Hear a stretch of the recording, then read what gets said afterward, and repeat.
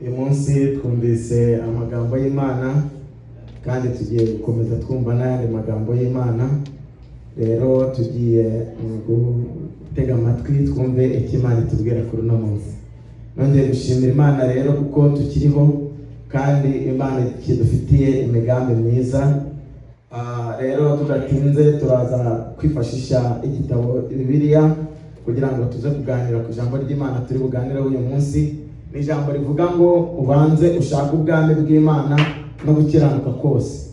Ni ijambo Yesu yabwiye abigishwa biwe, ariko naje gusanga abantu bararifashe ukundi kuntu, baritekereza ukundi, abandi barifata ukundi. Rimwe njya byumva banarikoresha mu bintu bya politike, bameze nk'abazungu baje ngo muri Afurika ngo baza kubwira abantu ngo abanze bashaka ubwami bw'Imana ngo ibindi babyihorere, ngo n'ubukene bwateye Afurika ngo kubera ko bategereje ko nibashaka Imana bakareka gukora ngo ibindi byose bizizana.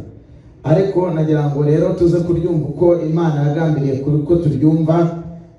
Turaza gukoresha amagambo y'Imana kugira ngo twumve icyo Imana yashatse kutubwira. Turaza rero gusoma iryo jambo. Gushize twari twavuze ku bigendanye n'ibitotsi, tubona uburyo abantu basinzira kandi bari mu rusengero, kandi igituma abantu basinzira ni kutumva ijambo ry'Imana ngo urifate nk'ubuzima, bigatuma abantu basinzira bagapfira mu nzu y'Imana, baterana buri munsi baririmba babwiriza, ariko ugasanga Imana ibabona nk'amagufa yumye, ibabona nk'abantu bapfuye. Rero twabonye umugabo bita Yona yasinziriye mu nyanja, abandi bari kujugunya ibintu byabo mu nyanja kubera we, ariko barisinzirira. Twabonye n'abandi bantu benshi bagiye basinzira, harimo uwo bita Utuko tubona mu Byakozwe n'Intumwa, wari no mu materaniro Pawulo ari kubwiriza ubutumwa bwiza arasinzira, wahubuka mu idirishya agwa hasi. Ni ibitotsi biba byabateye kumva ijambo ry'Imana ritakunejeje, ukumva wasinzira, ukumva warangara, kandi ibyo ni indwara iba ku bantu benshi, ariko ikintu kibitera ni Satani uba adashaka ko ibyo wumvise bikugirira akamaro. Uyu munsi rero turi gushaka kuvuga ku ijambo rivuga ngo ubanze ushaka ubwami bw'Imana no gukiranuka kose, hanyuma turebe icyo Yesu yavuze, icyo yashakaga kuvuga. Ni ijambo riri mu butumwa bwiza bwa Kristo Yesu bwanditswe na Matayo mu bice 6, umurongo waho wa 33. Haravuga ngo Matayo ubutumwa bwiza bwa Yesu ibice 6 umurongo wa 33, haravuga ngo ahubwo mubanze mushaka ubwami bw'Imana no gukiranuka kwayo, nibwo ibyo byose muzabyongererwa. Imana yacu ishimwe. Matayo ibice 6 umurongo wa 33. Iri jambo rero niryo nifuza ko tuza kuganiraho uyu munsi. Kubera iki Yesu yabwiye abantu ngo babanze bashake ubwami bw'Imana no gukiranuka kose, ibindi ngo bazabyongererwa. Ese yashaka kubabwira ngo bareke gukora ibindi bintu byose, babanze bashaka ubwami bw'Imana, cyangwa se babifatanya, cyangwa yarivuze kubera iyindi mpamvu? Usomye hejuru ijambo ry'Imana riravuga icyatumye abivuga. Imana yacu tugirire neza. Ni nayo mpamvu iyo ijambo ry'Imana urisomye ugahita ufata akantu gatoya usomye ugahita ukuriraho kakagira igitangaza, bituma uryigisha n'abantu bakarifata nabi. Aha hari ikibazo cy'abantu yasanze barimo biganyira, bibaza ngo ejo tuzarya iki, ejo tuzanywa iki. Imana yacu tugirire neza. Aba bantu rero Yesu asanga bicajwe no kwiganyira gusa, bicajwe no kuniha no gutaka, bibaza ikintu kizabatunga ejo n'ikizabatunga ejo bundi. Ijambo ry'urufunguzo yatusobanurira atubwira ngo abantu usanga bafite kwizera kw'ibintu bari gukora, kandi ntibanatekereze ngo se ahantu turi kugana mu gihe kizaza tuzagerayo. Imana yacu tugirire neza. Aba bantu rero bari bafite kwiganyira, barebaza ngo ejo tuzarya iki, ejo tuzanywa iki, ejo tuzambara iki.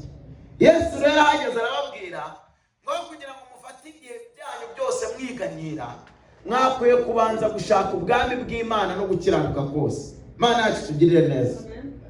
Mukareka kwiganyira, aho kugira ngo ujye mu byo kwiganyira, aho kugira ngo ujye gutekereza ngo ibyejo bundi, wakwiye kwibaza ngo ese ejo nzagerayo. Imana yacu tugirire neza. kubera ko Imana ari itugeza ejo. Yesu arabwira ngo ahubwo mubanze mushake iyo Mana, mushake ubwami bw'Imana ndetse no gukiranuka kose, ibyejo muyibirekere. Mana yacu tugirire neza. Kubera iki? Nagira ngo mbabwire akazi tugakora kuko twaramutse. Mana yacu tugirire neza. Umuntu utaramutse ntabwo wajya kumubwira iby'akazi. Rero Yesu yarababwiye ngo ikintu mukeneye kumenya ni ukwibaza ngo ese ejo tuzahagera. Imana yacu tugirire neza.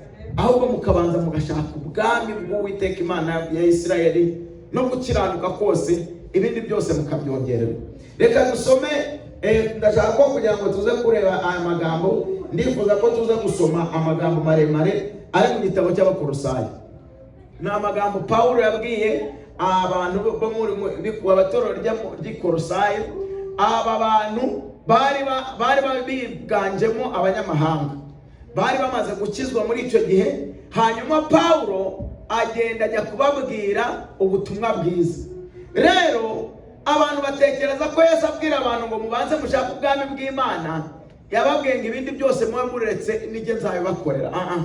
Yesu nawe ijambo ry'Imana riravuga mu Batesalonike, ndibaza ari mu Batesalonike ibice 3 ku murongo wa 10, no hari ijambo rivuga ngo umuntu wese udakora ntakarye. Mana yacu tugirire neza. Bishaka kuvuga ngo akazi karakenewe mu buzima bw'umuntu, ariko igihe kugira ngo ujye gukora habanza iki? Mana yacu tugirire neza. Rero abantu bafashira ijambo bagira ngo hari Yesu arababwiye ngo muziyicarire hasi mutuze, hanyuma nza mukizwe mwihane mushaka ubwami bw'Imana, hanyuma ibyo kurya nzajya mbizana bivuye mu ijuru bibagereho. Ntabwo ari cyo Yesu yavuze.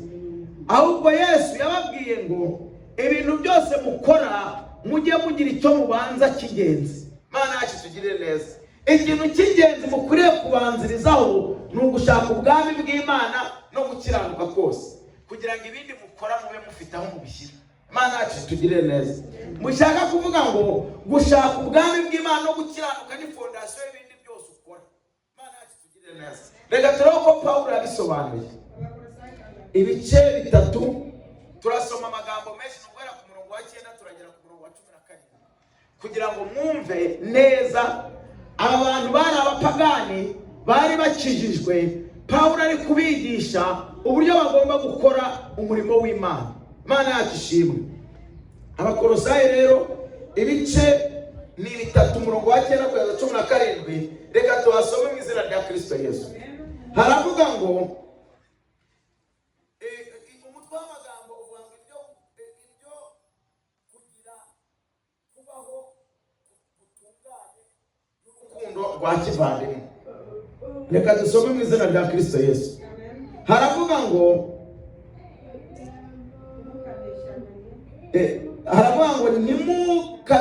ntimukabeshyane ubwo mwiyambuye umuntu wa kera n'imirimo ye. Kuvuga ngo ntimukabeshyane ubwo mwiyambuye umuntu wa kera n'imirimo ye, mukambara umushya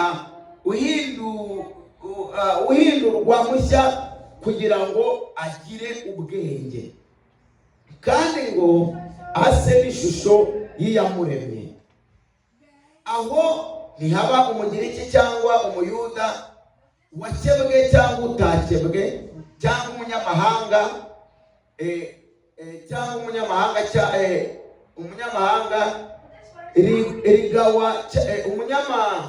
umunyeshyanga rigawa cyangwa umusikuti cyangwa imbata cyangwa umudendezo, ahubwo Kristo ni byose kandi ari muri bose.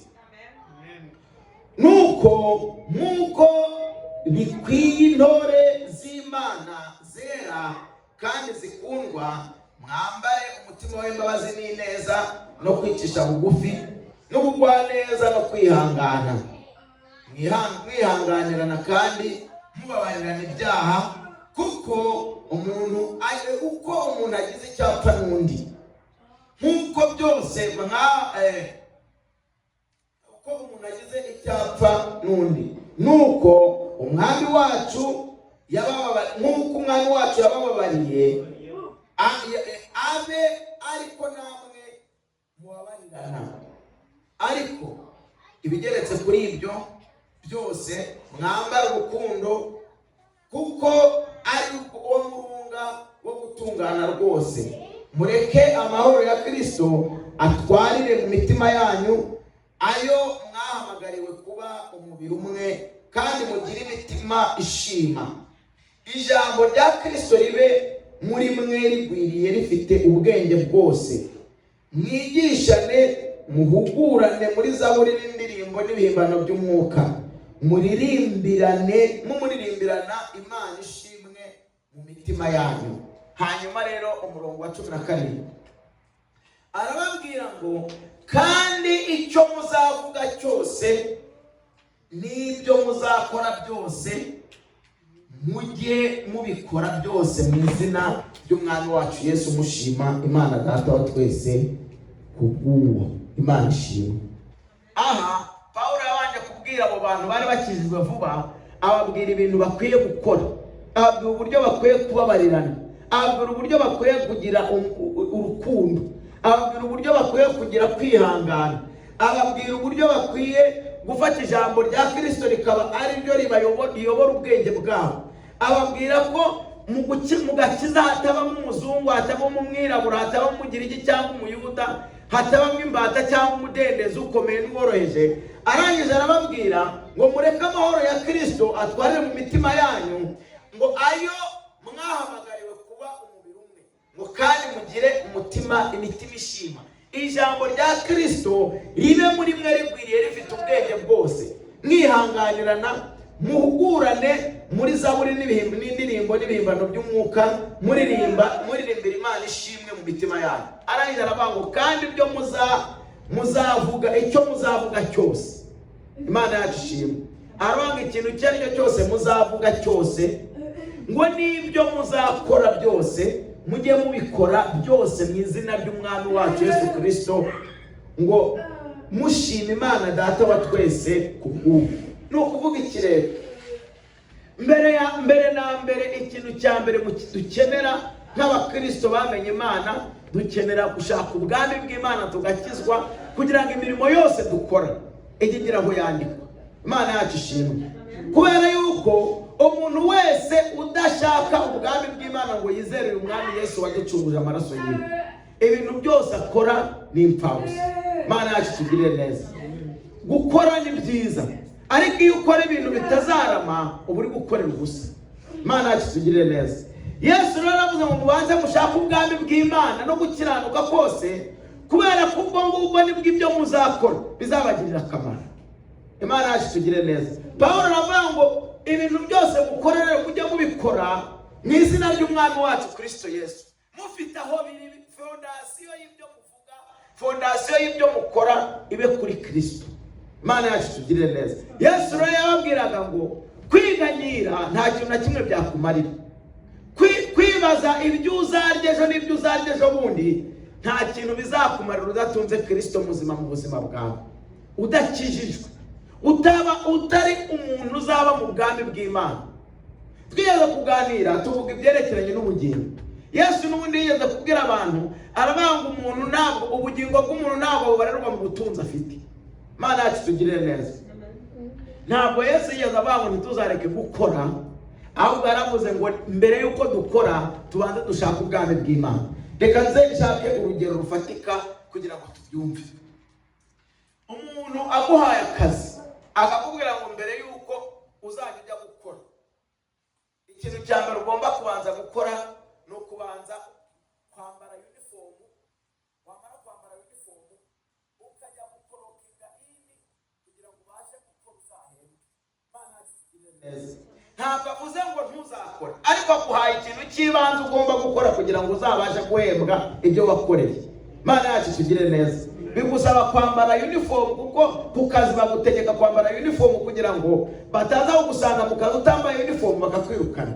Ikindi cya kabiri, ugomba kugera ku kazi ukabanza ugakorokinga ini. Nubwo akazi gakenewe, ariko ukeneye gukorokinga ini. Kubera iki?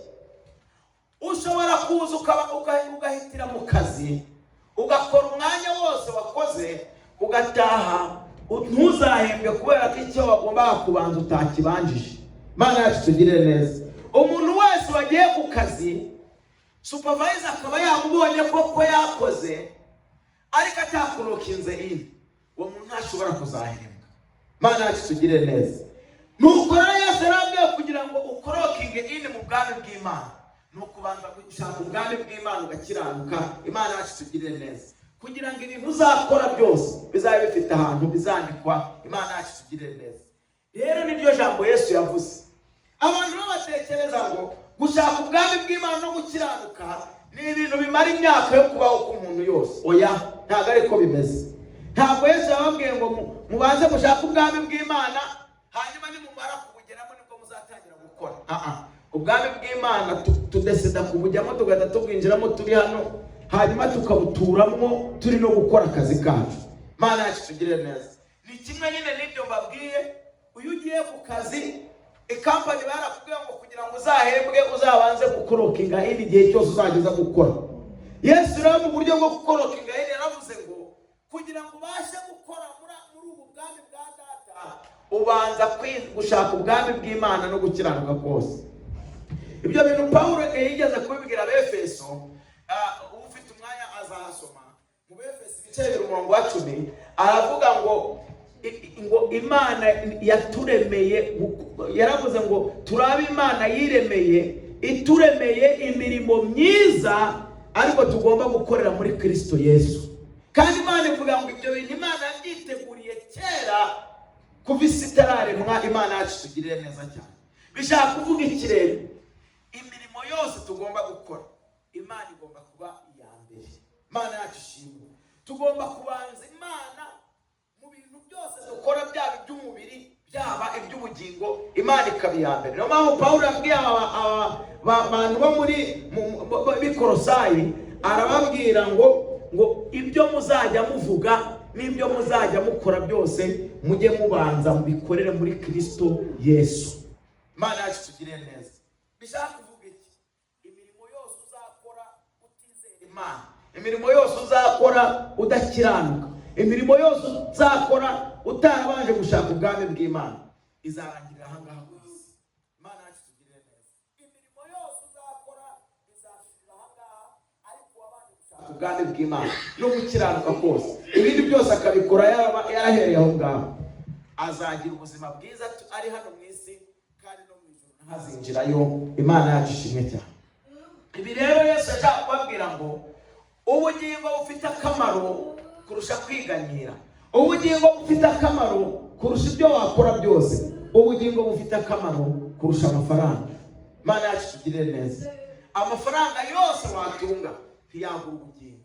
Nukuvuga ngo nta mafaranga wajyana uvuge ngo aya ni amafaranga nagira ngo mumpereze kanaka ubugingo bwe mwangize. Imana yacu tugirire neza. Nta giciro na kimwe wabona wagura ubugingo. Niyo mpamvu Yesu yavuze ngo mubanze mushaka ikintu gifite akamaro kurusha ibindi, nimumara kukibona ibisigaye byose muzabyongererwa. Imana yacu ishimwe. Pawulo rero yabwiye abantu bo muri Kolosayi, arababwira ngo nimukabeshyane ubwo mwiyambuye umuntu wanyu wa kera n'imirimo ye, mukambara mushya uhindurwa mushya no kugira ngo agire ubwenge kandi ngo ase n'ishusho y'iyamuremye, aho ntihaba umugiriki cyangwa umuyuda. Imana yacu tugirire neza. Ni ukuvuga ngo kera hari ukuntu mwabagaho, kera hari ukuntu twari tumeze, kera hari ukuntu twitwaraga, ariko tumaze kumenya ko hari ikintu cyo gutangiriraho. Imana yacu tugirire neza. Arababwira ngo mubanze mushaka ubwami, mubanze mwemere, mumenye yuko Imana ariyo fondasiyo y'ibintu byose mukeneye. Imana yacu tugirire neza. Ngo kera mwakoraga ibintu bitari mu ubwenge, ariko mumaze kumenyera ukuri mukwiriye gukora ibintu bifite ishusho isa n'iyabaremye. Imana yacu tugirire neza. Ukuri mwakumenye igihe mwizeraga Kristo, kuko Kristo niwe kuri. Imana yacu tugirire neza. Umuntu rero amenya ukuri iyo yamaze kumenya Kristo. Imana yacu tugirire neza. Kandi kumenya Kristo si ukumenya izina rye, ahubwo ni ukumenya icyo yakoze ku buzima bwawe. Mana yacu tugirire neza. Rero ukuri kugira ngo kumenye Kristo niwe kuri. Ikintu Yesu yakoze ku buzima bwawe nicyo shingiro ry'imirimo yose ushobora gukora. Mana yacu tugirire neza. Ni iki rero Kristo yakoze? Kristo yadusanze ahantu turi mu myanda, turi abanyabyaha, turi abantu bakwiriye gupfa, turi abantu bakwiriye kurimbuka. Imana yaraduciriyeho iteka, arangije araza aritanga igitambo kugira ngo twebwe nitumwizera tuzarokoke, turokere kandi ubugingo bwacu. Rero Kristo niwe kuri tuzi, niwe kuri tumenye. Iyo twamaze kumenya Kristo, iyo twamaze gusobanukirwa imirimo yakoze ku bwacu, tuba twamaze kugera mu bwami bw'Imana, twamaze gukiranuka ko twamaze kugera mu gukiranuka kose. Imana yatushimye cyane. Niyo mpamvu rero Pawulo arababwira ngo iyo umuntu yamaze kwinjira muri Kristo rero, ntaba akiri umuyuda, ntaba akiri umugiriki, ntaba akiri umbata, ntaba akiri umudendezo. Twese tuba twahindutse abantu bamwe, ubwoko bumwe, ishyanga ryacunguwe n'amaraso, ryaguzwe amaraso ya Yesu. Aravuga rero ngo mushake ubwami bw'Imana, nimumara kububona imirimo yose muzakora izagenda neza. Imana yacu tugirire neza.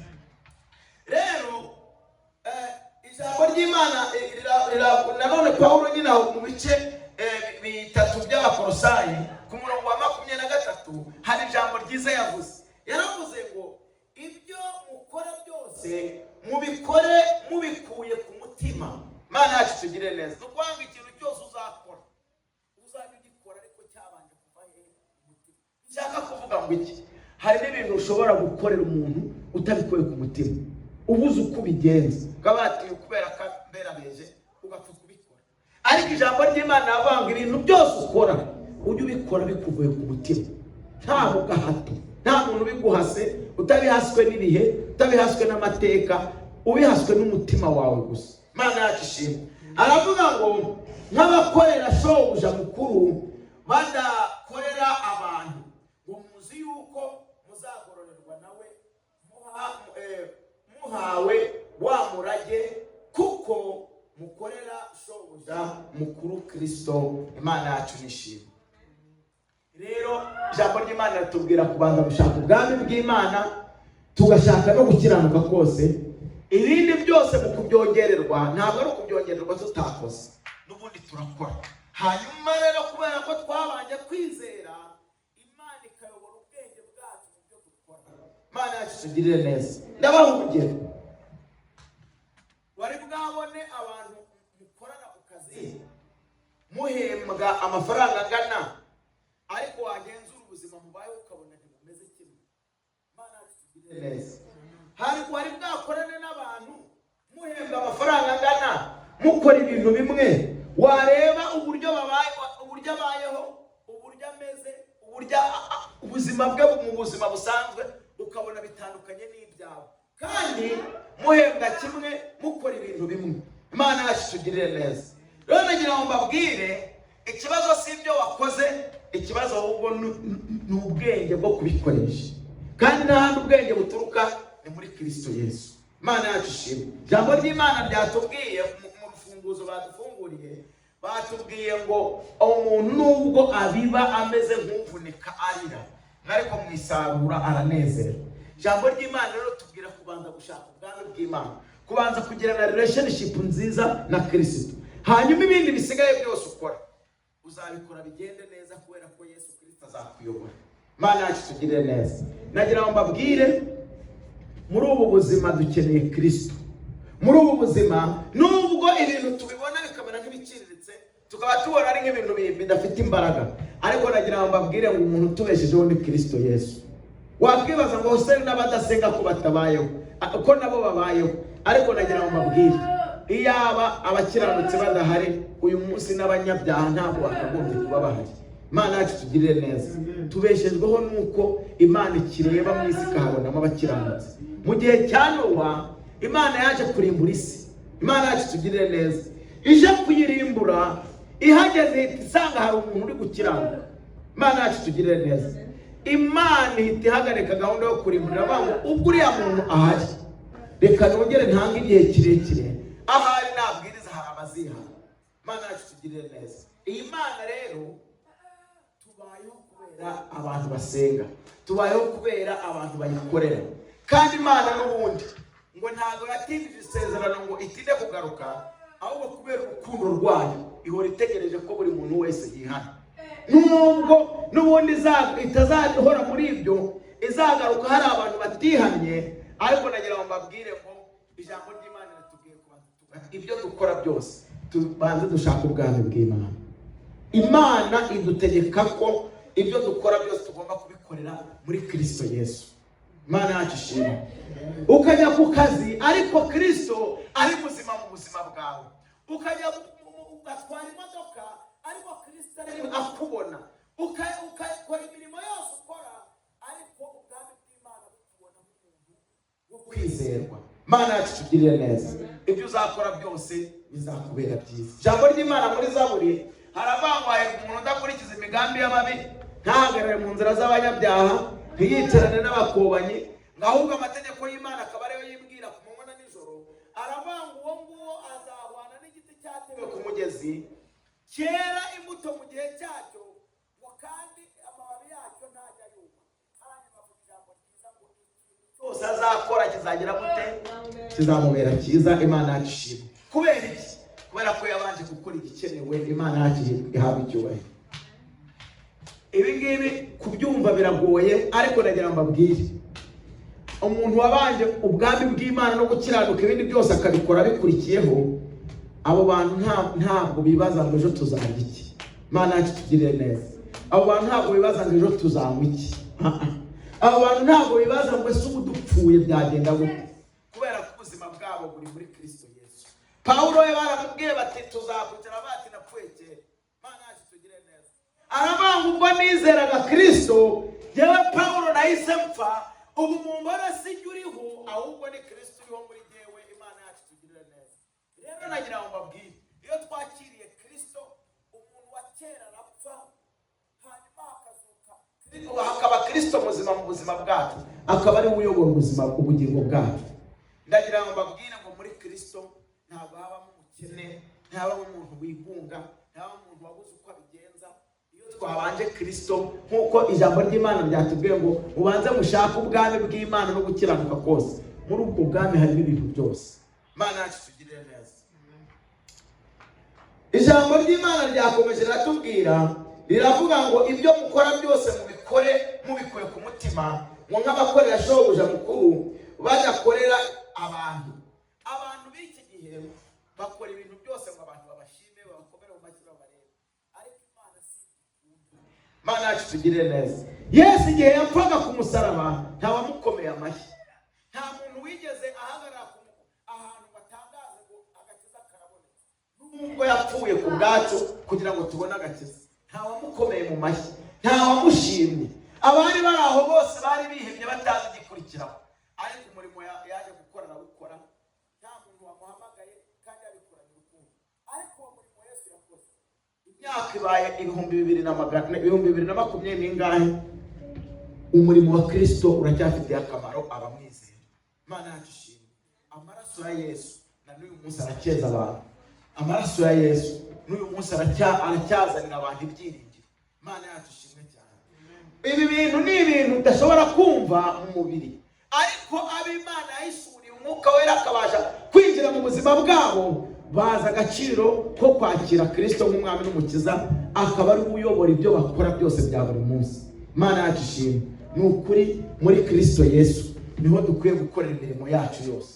Muri Kristo Yesu niho dukwiye ukajya ku kazi uzi neza yuko Kristo mu buzima bwawe ari muzima, ukajya ukaririmbira Imana ariko uzi yuko ubwami bw'Imana buri mu buzima bwawe, ugakora ibyo ukora byose umutima wawe utagucira urubanza. Niyo mpamvu Pawulo yabwiye aba bantu b'Abakolosayi, arababwira ngo ariko ibigeretse kuri ibyo byose mwambara urukundo, kuko ari wo murunga wo gutungana rwose. Mureke amahoro ya Kristo atware mu mitima yanyu, ayo mwahamagariwe kuba umubiri umwe, kandi mugire umutima ushima. Ijambo rya Kristo ribe ryinshi, rigwiye, rifite ubwenge bwose. Mwihangane, muhugurane muri Zaburi n'ibihimbano by'umwuka, muri muririmbana Imana ishimwe mu mitima yanyu, kandi icyo ijambo ryose muzavuga, ibyo muzakora byose mujye mubikora muri Kristo Yesu. Imana yacu ishimwe cyane. Rero tubanze dushake ubwami bw'Imana kugira ngo ibyo dukora bijye bigira ahantu byandikwa. Imana yacu ishimwe. Nigeze kwigisha umubatizo, umuntu umwe arambaza ngo ese umuntu ukora ibintu byiza, umuntu ufasha abakene, ufasha imfubyi, umuntu utirengagiza abababaye, umuntu uko ashoboye kose akagira umuntu anezeza mu buzima bwe, hanyuma akaba adasenga, akaba ataza mu materaniro, akaba atagaragara mu nsengero, uwo muntu ntabwo ahari yaba ari mu bantu bakorera Imana. Imana yacu tugire neza. Hari abantu batekereza gutyo, hari abantu bumva ko bashobora kuba ibyo batunze bagafasha abakene, bagafasha imfubyi, bagafasha abapfakazi, bagakuramo gushaka ubwami bw'Imana. Bakumva ko kubera ko ibyo ari ibikorwa byiza bishobora kuba ibintu mu by'Imana yishimiye. Imana yacu ishimwe cyane. Ariko Imana yasanze Mika umunsi umwe, iramubwira ngo amateraniro y'Abisirayeli, Imana yacu tugire neza, abandambere ndetse arananukira. Arabanga impamvu ni iyihe? Bafite amaturo batura, baraza bagatura, baraza bakasirimba, baraza bakabwiriza, ariko imitima yabo iri kure yanjye. Imana yacu ishimwe. Hanyuma rero Mika aribaza ngo none se nakora iki? Arabamba se kugira ngo Uwiteka Imana inyishimire, nafata ibyo ntunze nkabitanga, nkafasha abakene, ngafata amaturo y'inyana zimaze umwaka, mbese natanga umwana wanjye w'imfura kugira ngo abe igitambo? Imana iramubwira ngo ya we mwana w'umuntu we, icyiza Imana yakubwiye ukwiye gukora ni nuko ukwiriye kubaha Imana, ugatungana, ukagendana nayo wicisha bugufi. Imana yacu tugire neza. Ni ukuvuga imirimo yose uzakora utabanje Kristo nta hantu uzanyura. Imana yacu tugire neza. Niyo mpamvu ubwami bw'Imana gushaka agakiza niyo fondasiyo y'ibintu byose dukora, kubera yuko ibyo dukora uyu munsi ntabwo turi gukora kugira ngo duhembe uyu munsi, ariko nagira ngo mbabwire hanyuma y'ubu buzima turimo ahangaha hari ubundi buzima. Imana yacu tugire neza. Kandi ubuzima bw'ahazaza tubukorera tukiri muri uyu mubiri uyu nguyu.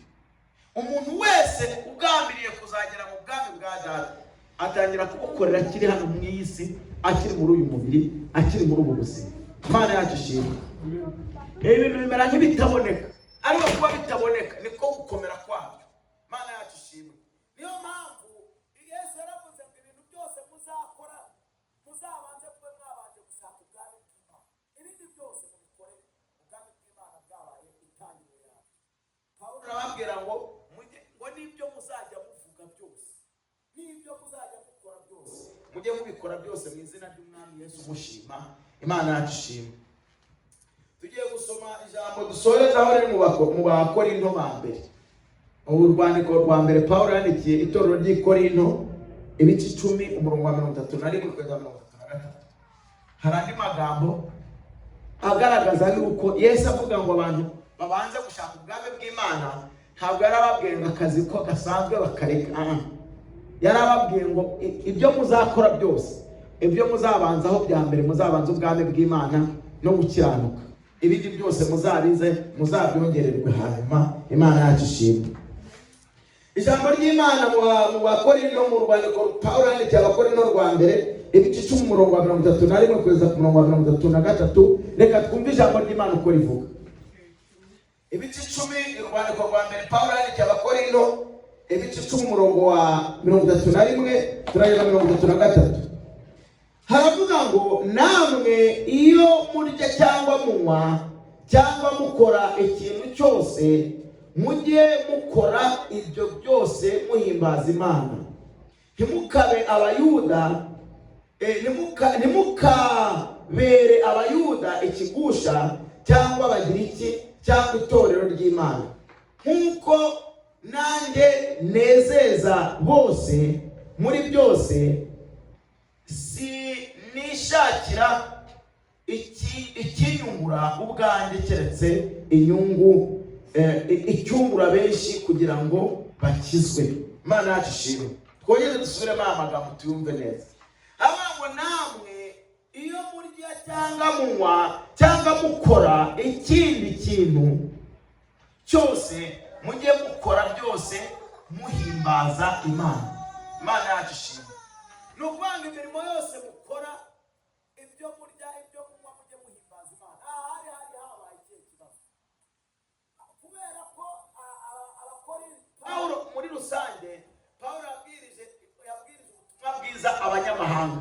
Niho muri make ni nkaho ariho yatumwe. Noneho abwirije abanyamahanga barihana. Bamaze kwihana, hanyuma Pawulo akajya ajya kubahugura. Imana yacu ishimwe. Kubera ko abantu bari bazi ko umuntu ugomba gukorera Imana ari Umwisirayeli wenyine, ari Umuheburayo, ari Umuyuda, ari abantu abo nyine Yesu yaziye. Imana yacu ishimwe cyane. Hanyuma abantu bamaze gukizwa b'abanyamahanga baza kugira ikibazo cy'amacakubiri. Bakari babona abagira iki ntibagakijijwe. Abagira iki nabo bakabata Abayuda kuko aribo bagakijijwe bonyine. Hanyuma Pawulo arababwira rero haza kubaho ikibazo. Uriya ibibazo dufite uyu munsi byamye biriho kuva na kera. Haza kubaho ikibazo rero muri Korinto, haba ikibazo cy'ibyo kurya. Bamwe bati ibi ntibiribwa, abandi bati biraribwa, bati ibi ntibinywebwa, abandi bati biranywebwa. Hanyuma habaye intambara hagati y'ibyo kurya. Imana yacu tugirire neza. Abantu bati kubera ko yarya ibi ntabwo akijijwe. Undi nawe kubera kutabirya ntabwo aribyo bikugaragaza ko ukijijwe. Imana yacu ishimwe. Pawulo rero aragenda bagira inama, arababwira ngo mw'abantu mwe, ibintu byose murya n'ibyo munywa byose nta kintu bivuze. Ikintu gifite icyo kivuze nuko ibyo muzarya, ibyo muzanywa, ibyo muzakora mubikora mushima Imana. Imana yacu ishimwe cyane. Imana yacu ihabwe icyubahiro. Ibintu byose muzakora hatari mu ishimwe ry'Imana, byose nubwo waba wari ibyo wabanje gusengera ukaba wanabanje gusoma nibura biribwa cyangwa bitaribwa, ariko umutima watari mu ishimwe ry'Imana, ntabwo utaniye n'umupagani uri aho ngaho hanze. Imana yacu tugire neza. Impamvu Yesu yarababwiye ngo ibintu mwirirwa mu Rwanda mupfa ibiryo, abandi nta kintu na kimwe warya munda ngo kikwanduze. Imana yacu tugire neza.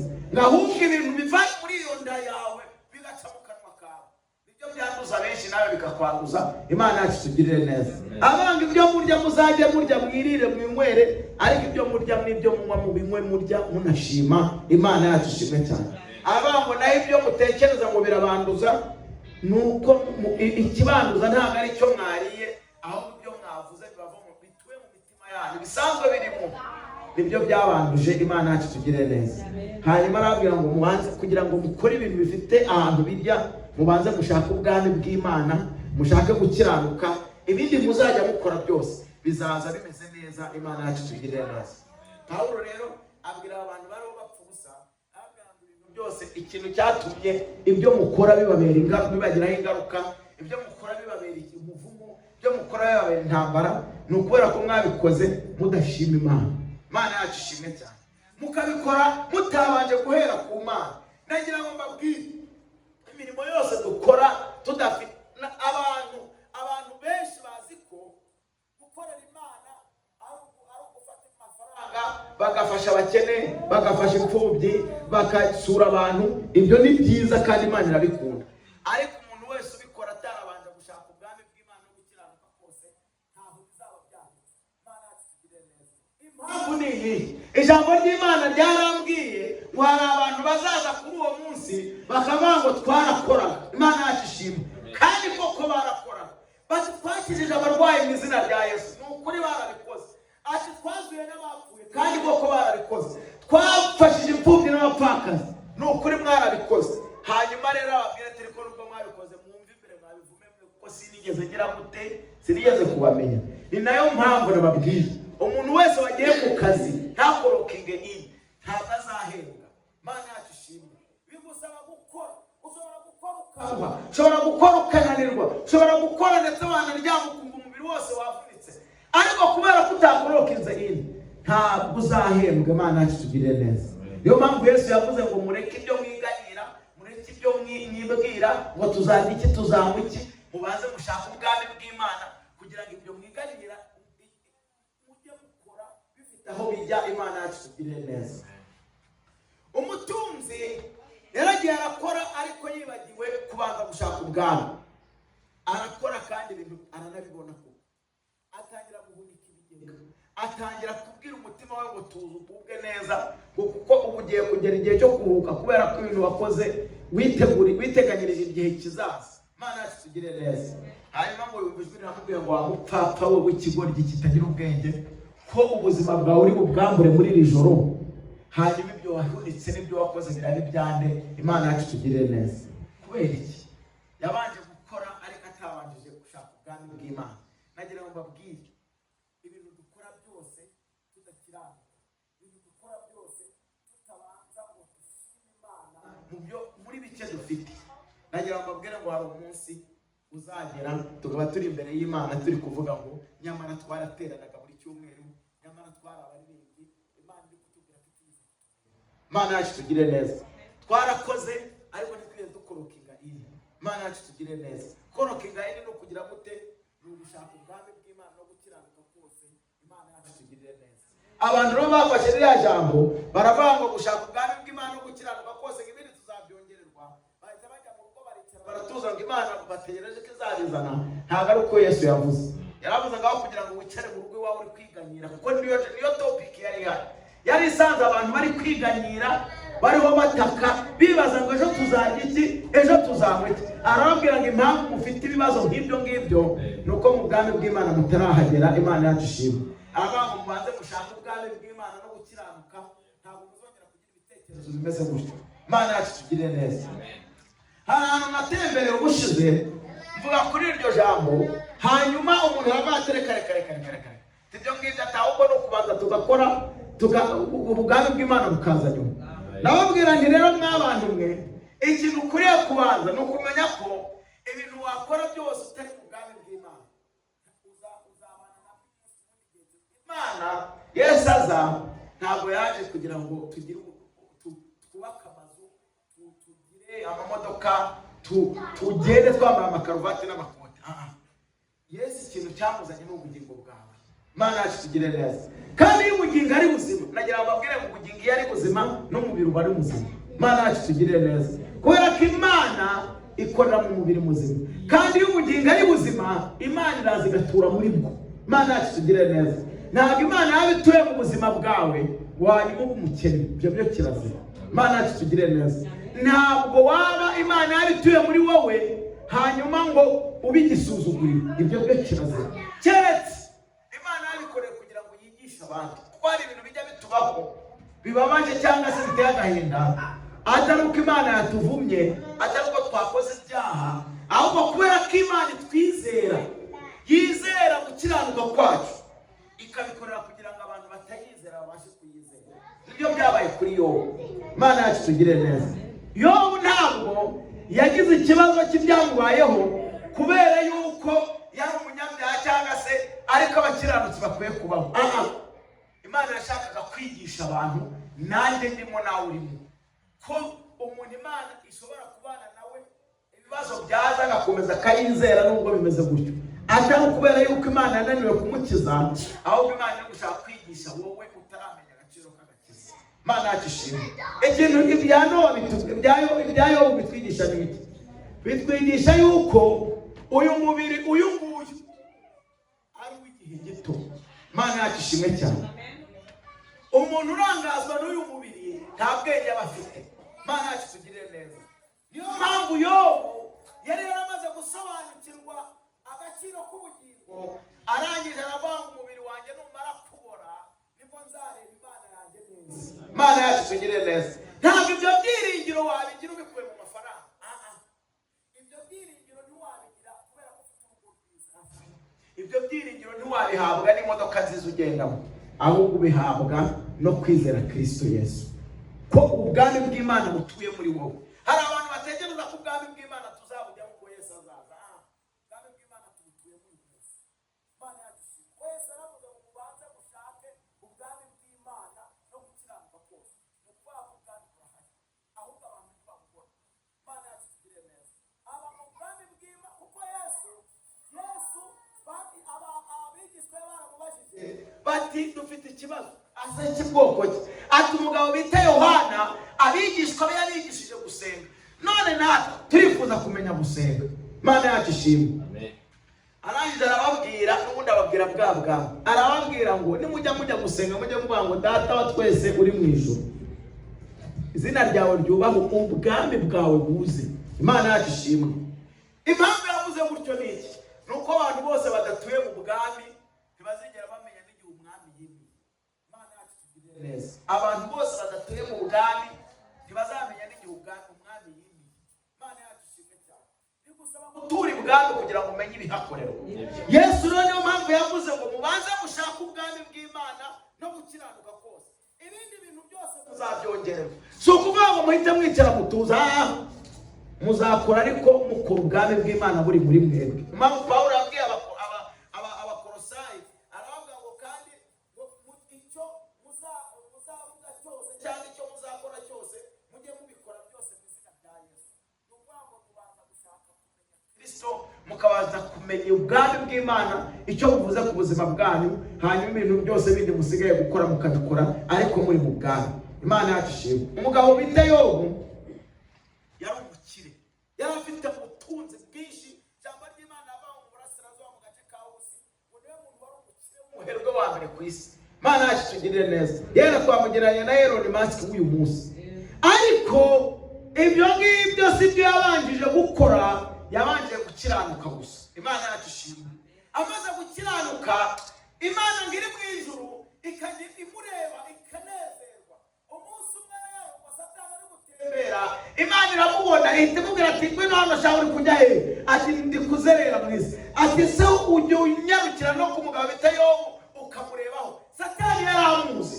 Satani umugabo bita Yobu yaramuzi. Imana imubwiye ati umugabo bita Yobu ujye umureba. Arabati ndamuzi umuntu umukire kabuhariwe. Ati ibyo akora byose se reba abana wamuhaye. Yo barafite abana 10, harimo abahungu 7 n'abakobwa 3.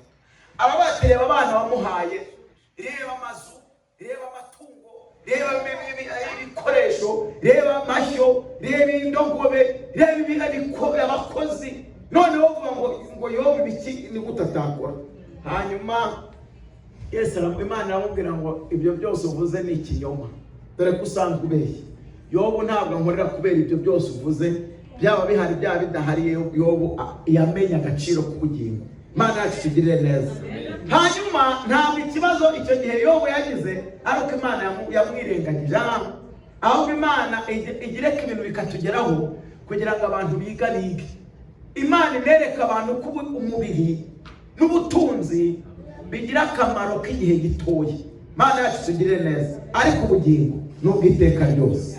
Imana yacu tugirire neza. Niyo mpamvu Yesu yababwiye ngo mubanze mushaka ubwami bw'Imana no gukiranuka, kuko nibwo umubiri wanyu n'ubugingo bwanyu buzanezerwa. Imana yacu ishimwe cyane. Yobu baramubwira bati se uzakomeza wizere iyo Mana kugeza ryari? Aravuga ngo nzakomeza nyizere kugera igihe umubiri wanyu umaze kubora, kuko aho ngaho niho nzareba umwami wanjye neza murebesheje amaso yanjye atari ay'uwundi muntu. Imana yacu nishimwe cyane. Iyi Mana tuyizere, kandi tuyizere, uyizere nk'uko ukwiriye kubyumva mu mutima wawe. Ujye ugenda wumva unejejwe n'uko wizera Imana. Nagira ngo mbabwire tubeshejweho no kuyizera, nubwo hari n'ababeshejweho kwizera ibyo bafite. Imana ntabwo ari nk'umuntu. Imana yacu ishimwe. Wajya wibaza ngo kuki hari abantu badasenga kandi babayeho neza? Kandi njya mbabwire nta muntu n'umwe ufite ikintu yakuye mu mbaraga ze. Ibintu byose dutunze, abizera n'abatizera, tubivana ku Mana. Imana yacu tugirire neza. Principe ituma tubibona ni ugukora. Ijambo ry'Imana yavuga ngo ukuboko gukora kose Imana izagira gute? Izaguha umugisha. Ntabwo bizaturuka yuko yayisenze, ntabwo bizaturuka ko yayihimbaje, apfa kuba yakoze gusa. Ukuboko kose kuzakora Imana izagira gute? Izaguhereza umugisha. Ariko umuntu wabanje ubwami bw'Imana no gukiranuka kose azaba afite ibyo yakoze, afite n'ubugingo buzima. Imana yacu nishimwe cyane. Rero twebwe twahisemo kubanza igifite akamaro. Niyo Yesu yarababwiye ngo nubwo abantu bakora ibintu bikaza, ariko nayo mbabwire ngo mubanze mushaka ubwami bw'Imana, ibindi byose mutekereza nabyo bizaza, ariko bifite ahantu biri kuri fondasiyo nzima. Imana yacu ishimwe cyane. Mu ijuru ntabwo uzajyanwaho n'umutungo ufite, mu ijuru uzajyanwaho n'uburyo wizeye mwami tuvuga Imana yacu nishimwe cyane. Rero nagira ngo dusoze mbabwira yuko Imana nayo iturema yaturemye mu myiza ngo tuzajye tuyikora, ariko tuyikorera muri Kristo Yesu. Niko ijambo ry'Imana rivuga. Yewe reka turisome kugira ngo turisoreze amasaha aragiye. Dusome ijambo ry'Imana riri mu Efeso. Turivuga buri munsi. Ni ijambo abantu bose bakunze kuvuga banazi cyane, aho umwuka amatira ngo turivugeho. Turi ku ijambo rivuga ngo mubanze gushaka ubwami bw'Imana no gukiranuka kose. Ariko nagira ngo mubwire ngo murebe umugambi Imana yari ifitire mu muntu. Ni muri mu Efeso Rwanda Pawulo yandikira Efeso 2, turasoma umurongo wa 10 cyangwa duhere ku murongo wa 9 kugira ngo tubyumve neza. Efeso 2 umurongo waho nikaduhere ku murongo waho wa 9 ku murongo wa 8. Reka duhere ku murongo wa 8. Haravuga ngo mwakijijwe n'ubuntu kubwo kwizera. Imana yacu tugire neza. Ni ukuvuga ngo gukizwa ntabwo ari ugukizwa kundi ko kubyagakiza no twari dupfuye. Imana irazira kurokora iturokoresha ikintu kuyizera. Hanyuma arangiza aravuga ngo ntibyavuye kuri mwe ahubwo byavuye ku mpano y'Imana. Ngo ntibyavuye no ku mirimo kugira ngo hatagira umuntu wirarira. Rwanga imirimo yose wakora ntabwo yagucungura. Imirimo yose wakora, ibikorwa byose wakora udafite Kristo muri wowe nta kintu cyaguhindurira ku buzima bwawe. Arangiza aravanga ahubwo byavuye byavuye ku mirimo kugira ngo hatagira umuntu wirarira. Ngo kuko turabo yiremeye, ituremeye imirimo myiza, ariko iyo mirimo tugomba gukorera muri Kristo Yesu. Tugomba gukora imirimo myiza. Fasha abapfakazi, ugasura abababaye, ugagira ute, ariko kuko utabikoreye muri Kristo Yesu, ni ukuri ntabwo ibyo ngibyo bishobora kugira aho byandikwa. Muzumva ba Bill Gates bafite impfubyi bafasha, bafite imiti batanga. Bari abantu iyo bagiye gukora gutanga donation batanga amamiliyoni bakazishurwa. Mana yacu tugire neza. Ariko nubwo watanga ibingana gutyo utabanje kwizera Kristo, bizashira nta kintu bizakumarira. Mana yacu tugire neza. Aravuga Imana iturema rero yaturemeye imirimo myiza, ariko tugomba gukorera muri Kristo Yesu. Kandi Imana ivuga ngo ibyo bintu Imana yabiteguye kera cyane ngo kugira ngo iyo mirimo tuzaba ariyo tugira gute tugenderamo. Imana yacu tugire neza. Ukuvuga ngo rero niyo mpamvu Yesu yababwiye ngo kugira ngo mubashe gukora ibintu bifite umurongo muzima, mubanze mushaka ubwami bw'Imana. Ushaka ubwami bw'Imana ntabwo byiriza umunsi, ntabwo bimara icyumweru ngo uvuga ngo nijya gushaka ubwami bw'Imana ngo sinzabasha gukora. Ibyo n'ubujiji ni ukumva ijambo ry'Imana nabi. Ushaka ubwami bw'Imana ntabwo bivuga ngo ni uguhagarika ibintu byose wari uri gukora ushaka ubwami bw'Imana. Umugabo w'umujura ku musaraba ntibyamutwara amasaha, kandi yaraye mu bwami. Imana yacu tugire neza. Yaraye mu bwami kandi abuboneye mu masaha make ari ku musaraba.